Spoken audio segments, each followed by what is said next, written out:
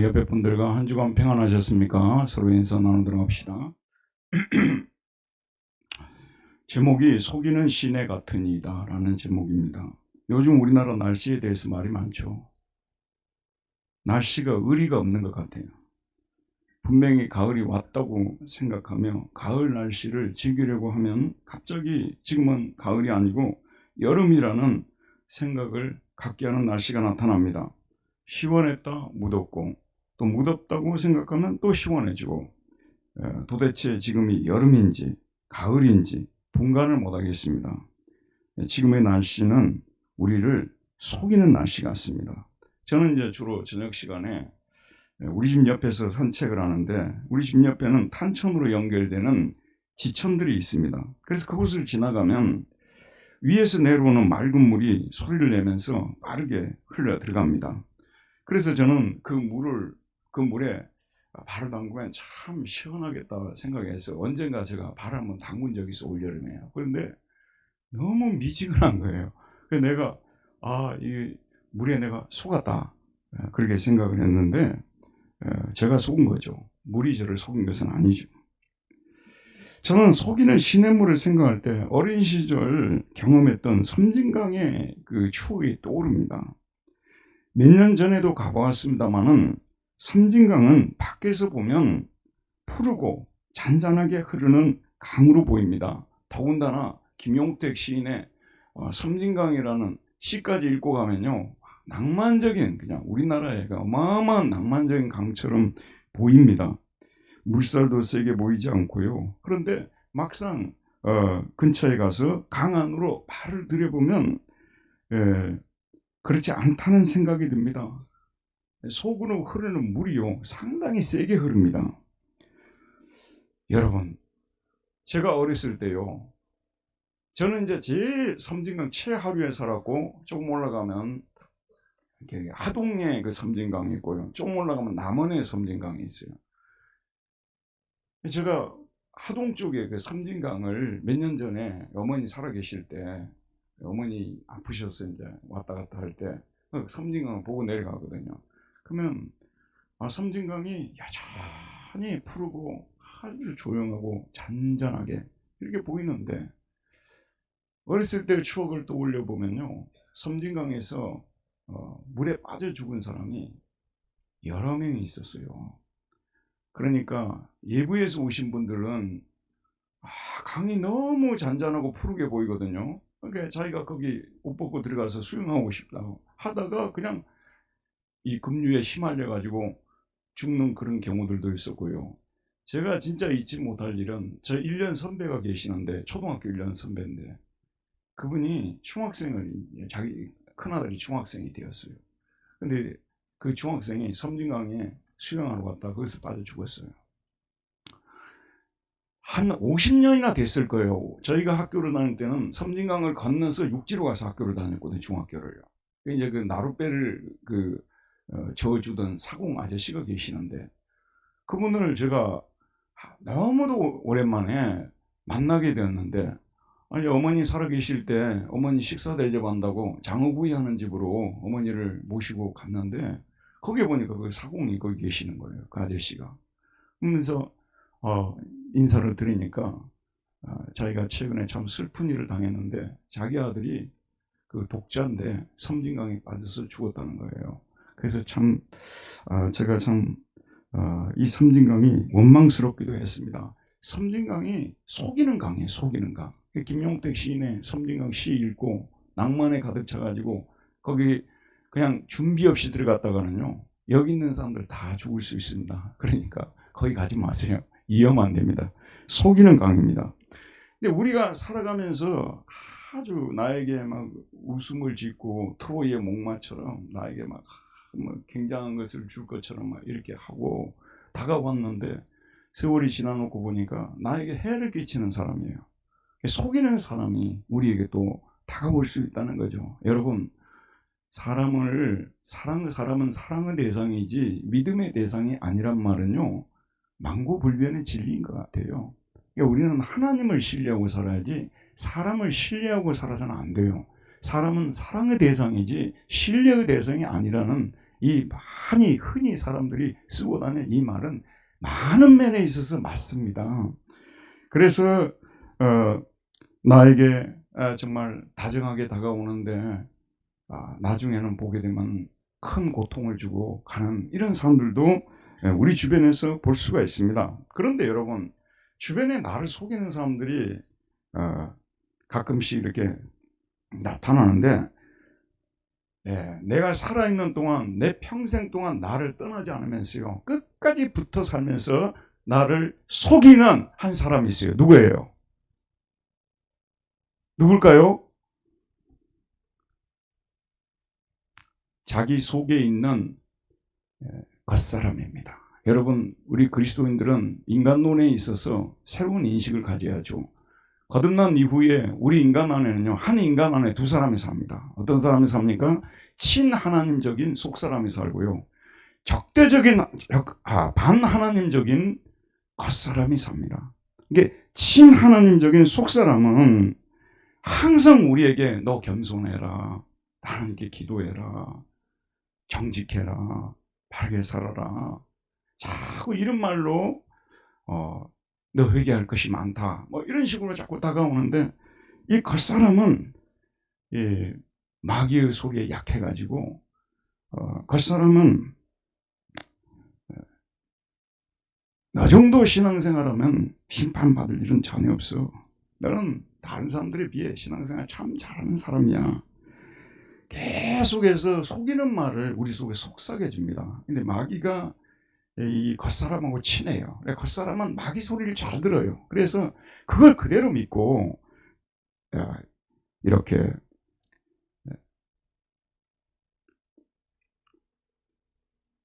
신앙생활을 잘한다는 그 아첨하는 말을 듣고 자신이 신앙생활을 잘하는 것처럼 생각할 수 있다는 말씀이 되는 것입니다. 그러니까 일평생 동안 우리가 살아가면서 거듭난 이후에도 이 겉사람은 우리를 떠나지 않습니다. 떠나는 순간이 없어요. 항상.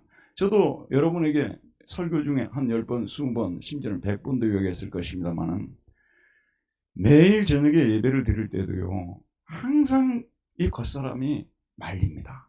새벽에 가서 예배 드리고 왔는데 뭘 또 드린다고, 뭐 그것도 드린다고 해서 내가 또 경건해지는 것도 아니잖아. 뭐 성경 지식이 쌓이는 것도 아니잖아. 꼭 그렇게 모여서 뭐 하나님이 그렇게 기뻐할 것 같아? 꼭 그럽니다, 여러분. 이번에는 또 끝나고 나니까 우리 입사람이 이제는 찬양도 좀 하는 시간이 되자고 해서 제가 마음이 무겁습니다. 이제 찬양까지 또 하게 되면 시간이 더 늘어나거든요, 이게. 아니, 안 해보신 분들은 이게 쉬운 일이라고 생각하는데, 해본 분들은 결코 쉬운 일이라고 생각하지 않습니다. 겉사람과 속사람이 저 속에서 계속해서, 속사람은 진실을 이야기해주고요, 자꾸 하나님 가까이 하는 말 해주고, 겉사람은 나를 상당히 높이 평가하면서 너 정도면은 너 정도면 이렇게 하면서 저로 하여금 하나님을 더 가까이 못하게 막고 있는 것입니다. 여러분, 그러면 하나님께서도 과연 우리 인간을 속일 수 있을까요? 일반 종교인들이 자기들이 타고난 종교의식이나 이성을 가지고 하나님이 이러니 저러니 이런 걸 유신론이라고 해요. 일반 종교인들이요. 여러분, 일반 종교인들의 하나님에 있어서는 절대 신이라는 존재는 인간을 속이면 안 되는 거예요. 일반 종교인들은 그렇게 이야기를 해요. 신이라는 존재가 어떻게 인간을 속여, 그러죠? 근데 성경의 하나님은 속이는 부분이 좀 나옵니다, 여러분. 하나님께서 너무나 어떤 사람이 교만하면요, 그 사람을 하나님께서 속이는 영을 허락하셔서 멸망을 시키는 그런 일이 성경에 직접 나옵니다. 한 군데만 보겠습니다. 여러분, 지금 이스라엘 하게 되면 지금 그 헤즈볼라하고 막 전쟁을 치러가지고 그 뭐 수장을 막 죽이고 막 이런 거 지금 여러분 생각나지 않습니까? 이스라엘의 역사를 보게 되면 한때, 지금은 통일왕국입니다만은 분열왕국일 때가 있었어요. 그래서 남쪽은 두 지파, 요셉 지파와 유다 지파와 베냐민 지파로 해서 어디입니까? 남쪽 유다, 그 다음에 나머지 10지파로 해서 북쪽 이스라엘, 이렇게 나누어졌는데, 북쪽 이스라엘에 특별히 안 좋은 왕들이 많이 등장했어요. 그 중에 제일 악한 왕이 누구였습니까? 북쪽 이스라엘 왕 중에서 가장 악한 왕, 자기 부인 이름이 이세벨이에요. 누굽니까? 아합이죠. 이 아합, 이 사람은 하나님이 이제 너는 심판해서 내가 세상에서 데려가야 돼 딱 정해놓은 사람이에요. 그런데 이 사람은 욕심이 났어요. 길앗 나못을 찾아서 갖고 싶거든요. 그러니까 착한 남쪽 유다왕 여호사밧을 꼬드긴 거예요. 우리 함께 올라가서 길앗을 취하자. 그런데 여호사밧은 또 사람이 너무 좋은 사람이야. 그래서 이 아합이 우리가 남이야, 뭐 우리가 남인가, 우리 본래 형제 아니야, 뭐 이렇게 얘기를 하니까 그 말에 속아가지고 함께 가기로 제안을 합니다. 그런데 여호사밧은 하나님을 잘 믿는 신앙이 있는 사람이었어요. 그래서 이런 중차대한 문제를 결정하는 데 있어서 선지자들에게 물어보지 않고 간다는 것은 이거는 잘못된 것이다 생각해서 먼저 북이스라엘에 있던 선지자 400명을 불렀어요. 400명을 불러가지고 하나님의 뜻을 물어보라고 했습니다. 400명이 이구동성으로 뭐라고 얘기를 했겠습니까? 올라가십시오. 올라가시면 무조건 승리하십니다. 이랬어요. 그런데 북쪽 이스라엘에 그 아합왕이 정말로 좋아하지 않는, 왜냐하면 자기가 그 하는 행동 중에서 안 좋은 행동을 매번 비판하기 때문에 싫어하는 선지자가 있었는데 그 선지자 이름이 미가야였습니다. 그래서 미가야도 데려다가 한번 물어보자. 이렇게 해서 미가야 선지자가 입을 엽니다. 미가야가 이르되 그런즉 왕은 여호와의 말씀을 들으소서.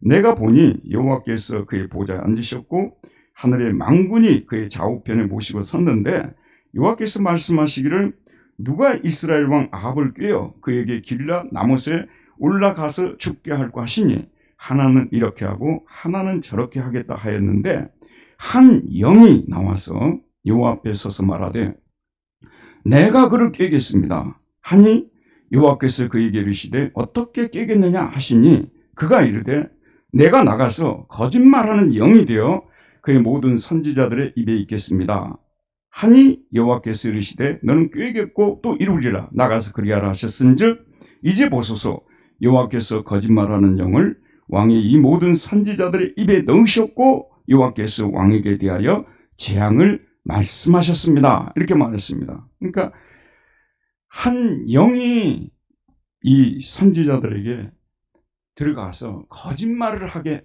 만들겠다고 하니까 하나님이 허락하십니다. 여러분 우리가 항상 인식하고 있어야 될 것은 뭐냐면요.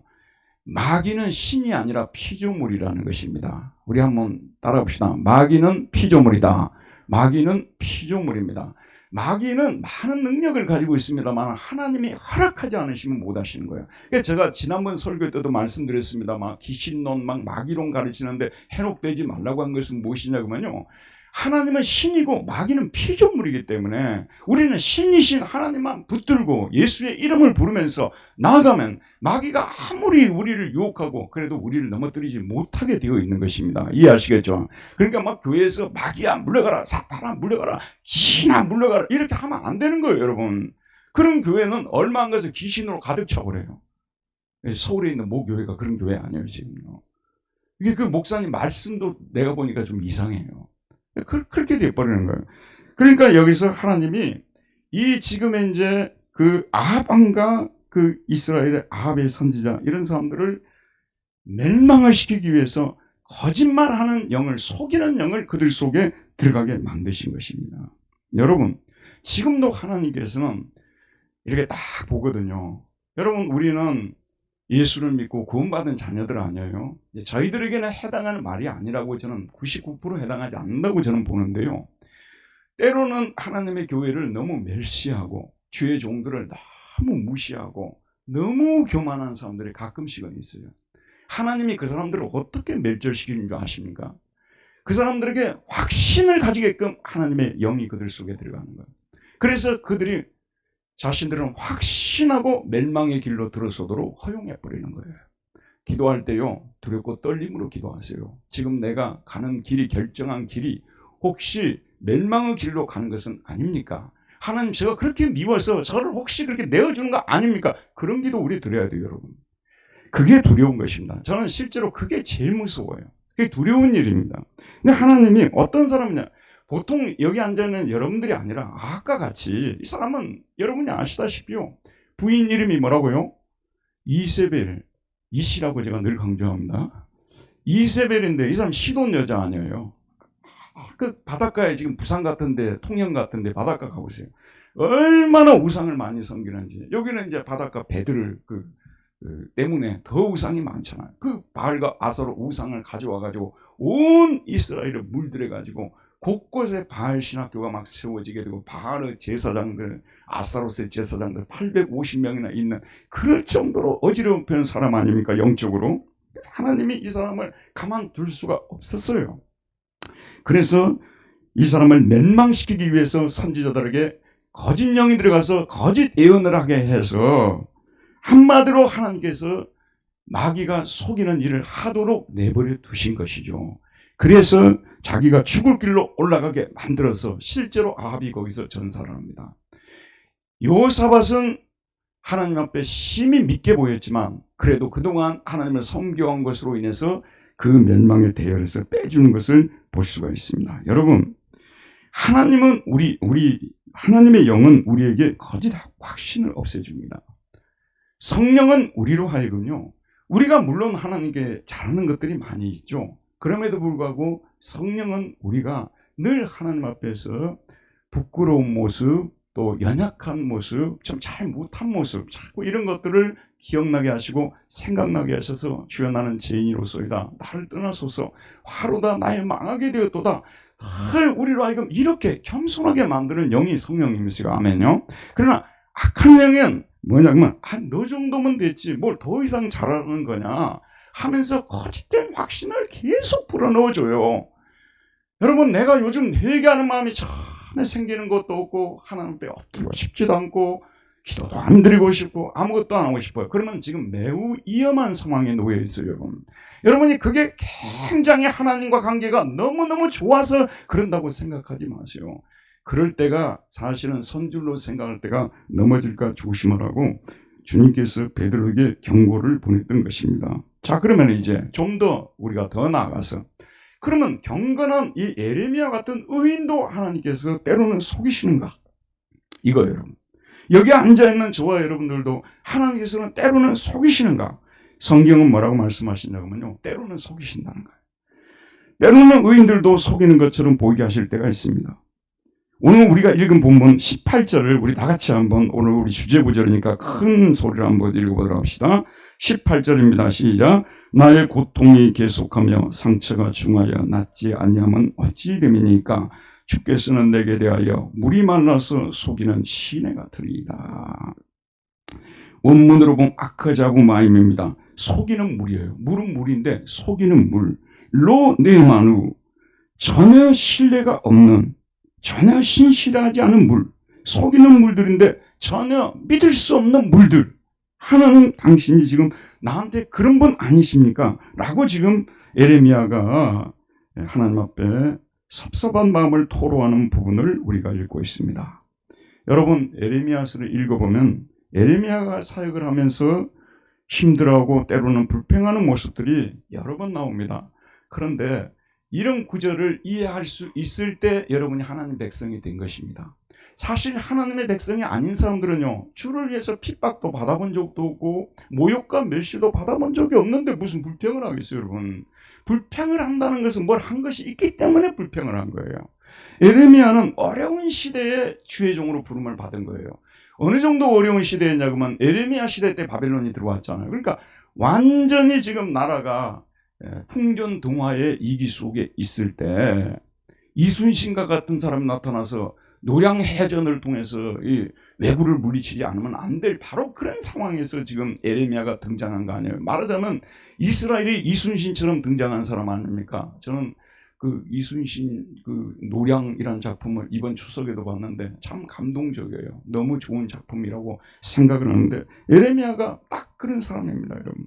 그런데 예레미야가 너무 어려운 시대에 살았면 왜 그런 어려운 시대가 도래했냐 그러면요, 신앙생활 잘했는데도 그렇게 어려운 시대가 도래한 게 아니에요. 너무 하나님을 심하게 고통스럽게 만들었어요. 그런 시대에 진리의 말씀을 전하는 목회자는 얼마나 많은 어려움을 겪었을까요, 여러분? 많은 고통을 당했습니다. 그래서 자기 자신이 왜 나 같은 사람을 이런 사역자로 불러가지고 지금과 같은 시대에 나를 사역자로 보내서 저를 이렇게 힘들게 만들고 원수들에게 쫓겨다니고 고통당하게 만드십니까? 호소하고 불평하는 그런 기도들이 나오는데요. 오늘 구절에도 나와요. 15장 10절을 우리 한번 읽어봅시다. 제가 읽겠습니다. 내게 재앙이로다 나의 어머니여, 어머니께서 나를 온 세계 다투는 자와 싸우는 자를 만날 자로 낳으셨도다. 내가 꾸어주지도 아니하였고 사람이 내게 꾸이지도 아니하였건만은 다 나를 저주합니다.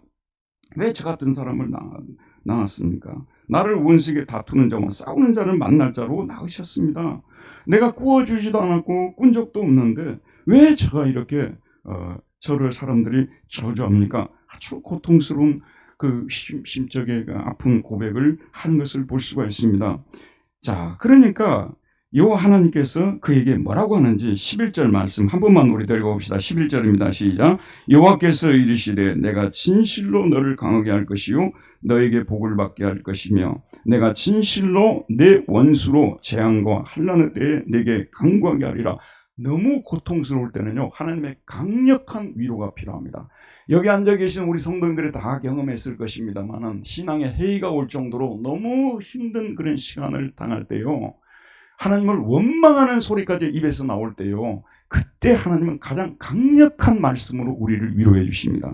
이 상황에서 여호와께서 이르시되 내가 진실로 너를 강하게 할 것이요 너에게 복을 받게 할 것이며 내가 진실로 내 원수로 재앙과 환난의 때에 내게 강구하게 하리라. 내 원수들은, 그들은 여러분 이건 정해져 버렸어요. 벌에서 빠져나올 수 있는 길이 없어요. 심판에서 빠져나올 수 있는 길이 없어요.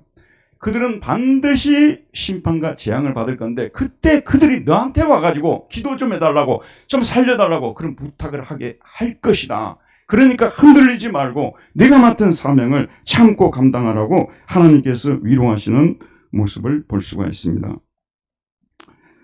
자, 예레미야는 또 바로 이어서요, 하나님, 제가 그동안 하나님을 위해서 얼마나 충성했는지 하나님이 아시지 않습니까? 그 충성을 어떻게 했는지 15절에서부터 이야기합니다. 여호와여 주께서 아시오니 원하건대 주는 나를 기억하시며 돌보시사 나를 박해하는 자에게 보복하시고 주의 오래 참으심으로 말미암아 나로 멸망하지 아니하게 하옵시며 주를 위하여 내가 부끄러움을 당하는 줄을 아시옵소서. 만군의 하나님 여호와시여, 나는 주의 이름으로 일컬음을 받는 자라. 내가 주의 말씀을 얻어먹었사오니 주의 말씀은 내게 기쁨과 내 마음의 즐거움이오나 너무 그냥 힘들고 고통스러울 때 말씀밖에 없다고 생각하고 헐떡이며 나가서 말씀을 받아먹고 그 말씀을 받았을 때 기뻐하고 감사하고 그랬다 그 말이에요. 17절을 보면 내가 기뻐하는 자의 모임 가운데 앉지 아니하며 즐거워하지도 아니하고 주의 손에 붙들려 홀로 앉았사오니 이는 주께서 분노로 내게 채우셨음이니이다. 여러분, 유럽을 가든 아시아를 가든 세계 어느 나라를 가도요, 주말이 되게 되면 가족끼리든지 친지들이라든지 아는 사람들이 모여서 보통 정원이 있는 집들 그런 데 모여가지고 아니면 그 파크 같은 데 가가지고 고기 사서 구워 먹고 교제하고 다 그렇게 합니다. 그리고 좀 더 격이 높은 데는 뭐 파티 같은 것도 열고 그러잖아요. 근데 에레미야라고 왜 그러지 못하겠습니까? 그런데 자기는 지금은 그런 때가 아니라는 거예요. 그래서 일체 그런 소위 말해서 즐기는 행사에는 자기가 발도 안 들였어요. 그러니까 이렇게 신실하게 살았던 자기 자신의 모습을 하나님은 왜 모르시냐 그 말이에요. 그런데도 지금까지도 바로 하여금 이런 모욕과 멸시를 당하게 하는데 원수들이 그렇게 날뛰는데 어떻게 하나님 가만두실 수 있습니까? 이거예요. 그래서 18절이 나온 겁니다. 우리 주제 구절이 여기서 나온 거예요. 나의 고통이 계속하며 상처가 중하여 낫지 아니함은 어찌 됨이니까. 지금까지도 낫지 않는데 어찌 된 것입니까? 주께서는 내게 대하여 물이 많아서 속이는 시내 같습니다. 여러분, 시내는 생수가 흐려합니다. 이제 우물물이라도 볼 수가 있고요. 그런데 가보았더니 물이 말라버렸어요. 그래서 비가 오게 되면 채워져서 마실 수 있다고 생각하는데 나중에 비가 오고 난 후에도 가보니까 또 말라버렸어요. 이렇게 속이는 시내처럼 어떻게 저한테 이렇게 잔인하게 이렇게 정말 고통스럽게 하십니까? 안타까운 그런 호소를 하는 것입니다. 이제는 회복이 될 날이 왔구나 라고 생각하고 딱 기도하고 그날 아침에 확신을 가졌어요. 이제 하나님이 자기 문제를 해결해 주시고 원수들 앞에 머리를 들어주시고 이제 모든 문제가 끝났고 하고 혹시나 하고 그날을 맞이했는데 역시나 저녁 되면 아무 일이 없었다고 말해요.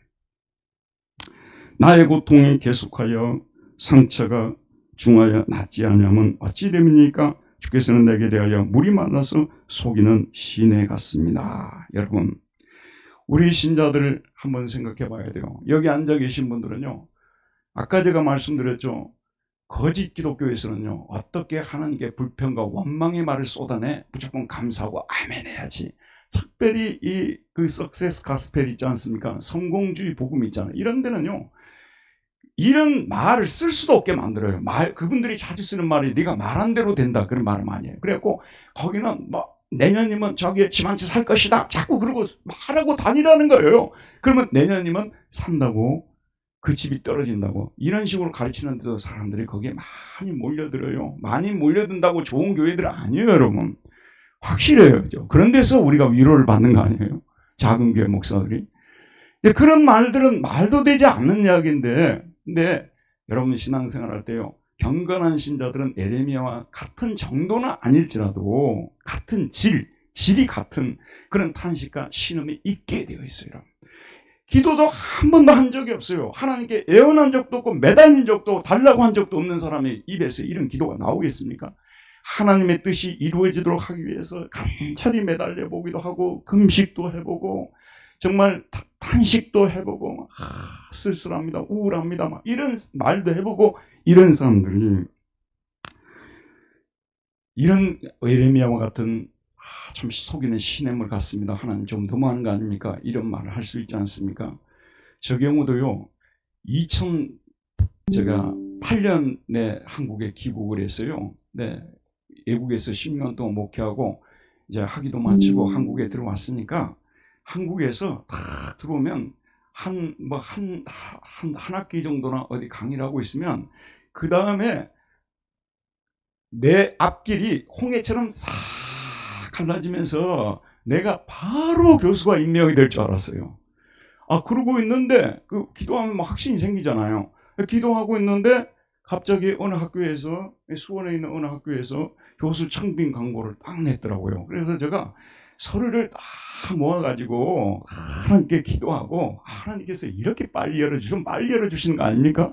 하고 이제 가서 냈단 말이에요. 그런데 어떻게 됐겠어요, 여러분? 보라는 듯이 떨어졌죠. 보라는 듯이 떨어졌어요. 근데 나중에 들려오는 소리를 들으니까, 저는 이제 너무 오랫동안 한국에서 떨어져 살다 보니까 한국 문화를 잘 모르잖아요. 들려오는 소식을 들어보니까 그 학교에서는 이미 그 교수를 내정을 해놨다는 거예요. 그런데 신문에 나는 것은 이건 형식적으로 그 과정을 거치게 되어 있어요. 안 거치면 안 되게 되어 있어요. 이게 교원법이에요. 그래서 그렇게 했던 건데 그걸 모르고 기대를 가졌어요. 그랬더니 보기 좋게 떨어지고, 나중에 이제 누가 됐는가 봤더니 저도 대충 아는 후배가 거기에 됐더라고요. 근데 그분은 한국에서 학벌도 저보다 훨씬 좋은 분이고 더 젊은 분이고 굉장히 좋은 분이어서 그렇게 크게 섭섭해하진 않았습니다. 바로 마음을 접었습니다.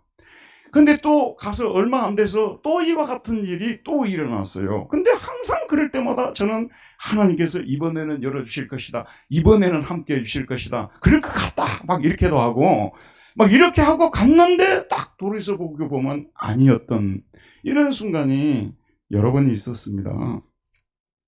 여러분, 우리 성도님들 중에서도요, 사실 제가 일부러 이런 간증을 했는데요, 이런 분들이 분명히 계세요.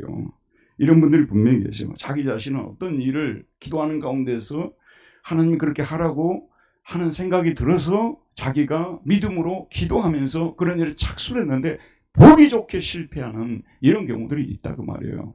저도 예를 들어서 신방을 가서 기도를 해주면서 정말 하나님께서 그렇게 할 것 같다는 그런 믿음을 가지고 또 말씀을 전하고 왔는데 나중에 돌이켜보니까 아무것도 없어요. 이런 일을 당하게 되면요, 하나님께서는 왜 경건한 자들을 이렇게 이 속이는 시냇물처럼 이 경건한 자를 하나님이 속이시는가, 이런 생각을 갖게 되는데, 여러분 항상 신앙생활은요, 일어나는 그 순간을 보고 판단하면 안 돼요. 먼 훗날 돌이켜보게 되면 하나님이 내게 그렇게 되도록 안 되도록 막으신 것은 더 좋은 것들을 주시기 위해서, 그리고 나로 하여금 신앙을 다 단단하게 만들고 인내하는 신앙으로 만들기 위해서 하나님께서 그런 과정을 거치게 하는구나.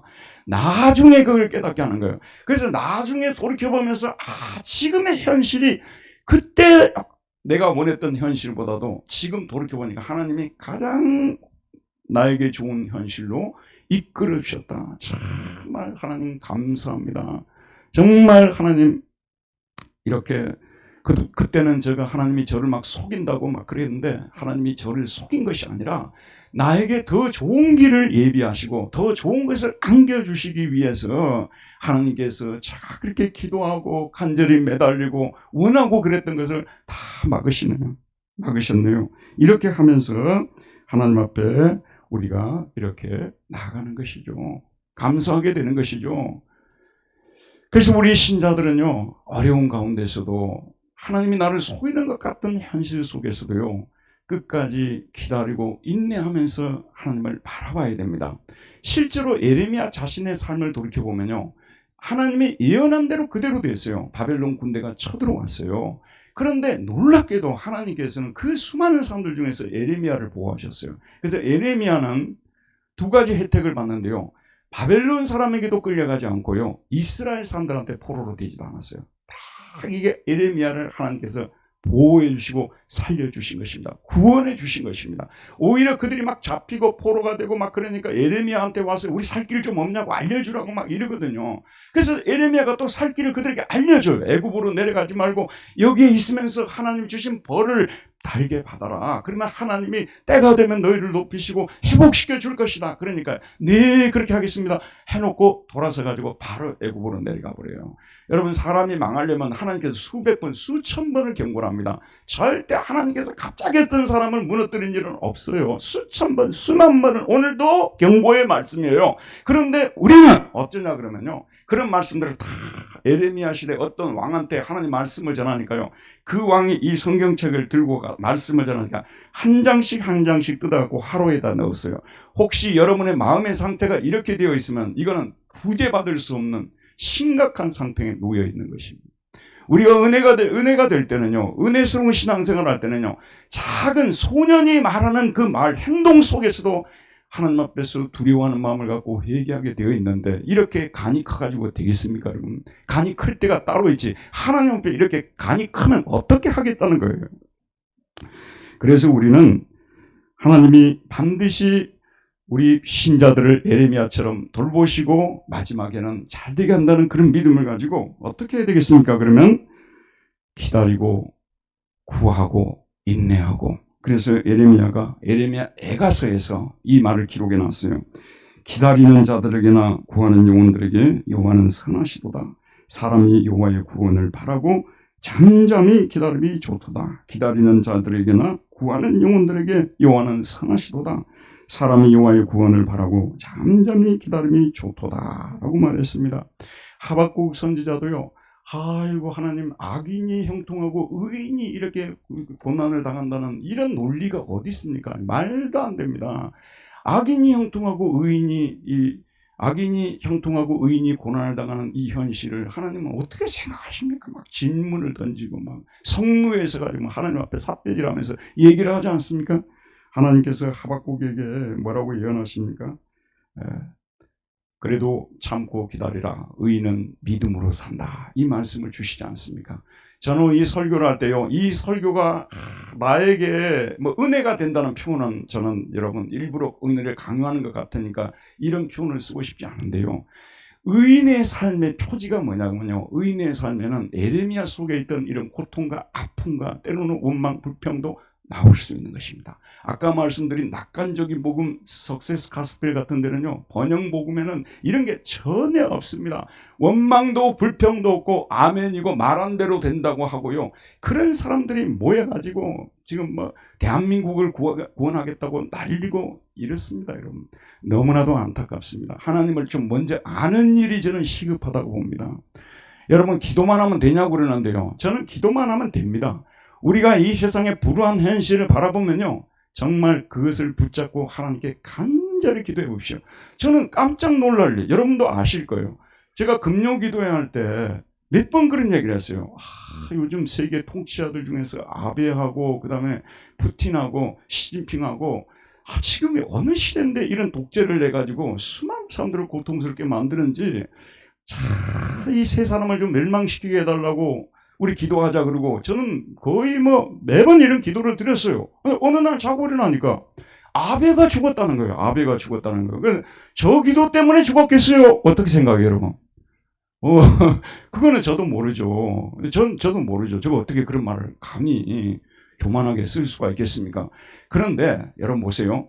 이 세계에 불의가 보이고요, 악한 현실이 보이더라도요, 믿음으로 하박국처럼 살면서 하나님께 악인이 형통하지 못하고 의인이 형통한다는 것을 보여주시옵소서. 간절히 기도하고 매달리고 나는 여러분 이런 설교하면서요, 우리 교인들 이 설교를 정말 몇 퍼센트나 받아들이고 있을까? 얼마나 정말 공감하고 있을까? 하나님 앞에 그렇게 답답하고 힘든 일인데 교회 나와서 엎드려 기도하지 않는다 그 말이요. 그것이 여러분이 올바른 경건이라고 우기지는 마세요. 나는 그건 올바른 경건 아니라고 생각해요.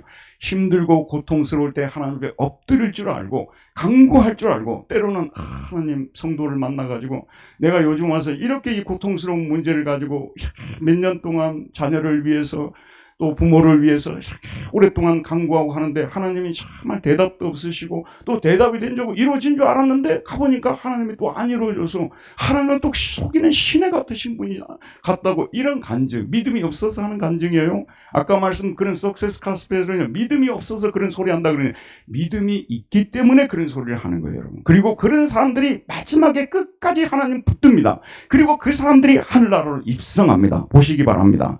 저와 여러분 속에 이런, 때로는 이 악의 세계에 대한 분노, 그리고 정말 하나님을 정말 엉터리로 믿는 사람들에 대한 가슴 아픔, 나는 여러분들이 엉터리로 믿는다는 걸 입으로 시인하는 것이 얼마나 위대한 신앙인지를 몰라요, 나는. 근데 많은 교인들이요, 자기가 실제로 자기가 봐도 그러고 옆에 사람 봐도 남이 봐도 아닌데 자기는 굉장히 믿음이 좋은 사람으로 생각하는 이런 일을 하지 마세요. 나는 이거 경고합니다. 이건 신앙도 아니고요, 속고 있는 것이고, 절대 우리는 그래서는 안 돼요. 아무리 잘하고 잘해놓고도 하나님 앞에 잘못한 것이 너무 많아서, 내가 너무 많은 죄를 지어서 이 고생을 하고 이런 하나님의 심판을 받고 있습니다. 주여 용서하시고 이 심판을 속히 끝내시고 저를 회복시키고 저의 머리를 들어주셔서, 이런 사람들이 되어야 되는 거예요. 에레미야가 저 멀리 있던 우리하고 아무 관계없는 이야기가 아니라 21세기에 오늘 우리의 현실하고 맞닿아 있는 너무나도 적합한 말씀을 전하고 있는 것입니다. 여러분 인생에서 단 한 번이라도 하나님 저를 속이는 시냇물 같으십니까? 이런 질문 한번 던져보는 저와 여러분들이 되기를 바랍니다. 은혜로우신 하나님, 오늘도 생명의 말씀을 보내주셔서 또 이 말씀을 통해서 우리 자신을 돌아보게 해주시고, 우리는 정말 에레미야처럼 하나님을 위해서 시련과 역경을 견디고 핍박을 당하고 멸시를 당하고 모욕을 당하고 그런 삶의 순간들이 얼마나 있었습니까? 내 자신이 누구도 책망할 수 없을 만큼 온전한 신앙생활을 하는 것처럼 꾸미고 다닌 적은 얼마나 많습니까? 내 심령은 하나님 사랑보다 세상 사랑이 가득 차 있는데 하나님을 정말로 사랑하는 것처럼 사람들에게 자신을 꾸미고 살았던 순간들은 얼마나 많았습니까? 우리 하나님 아버지, 오늘 우리를 불쌍히 여겨 주시옵소서. 이 시간에도 이런 말씀을 들을 때 슬퍼서 눈물을 참고 있는 성도들도 계십니다. 하나님이여 불쌍히 여겨 주셔서, 결코 하나님은 그들에게 속이는 하나님이 아니시라. 때가 되면 그들의 기도를 들으시고 간구를 들으시고 그들의 소원을 이루어 주시는 분이심을 자신에게, 주변 사람들에게 알려주시는 하나님이심을 확증시켜 주시기를 원합니다. 이 하나님을 붙들고 다시 힘있게 일어서는 우리 모두가 되게 하여 주시옵소서. 우리 분당교회 성도들 중에서는 교만한 사람 한 사람도 없게 해주시고, 하나님 이름만 들어도 무릎을 꿇고 엎드리며 주여 저는 죄인입니다, 저를 떠나소서 고백할 수 있는 그리스도인들이 되게 하여 주옵소서. 예수님의 이름으로 기도하였습니다. 아멘.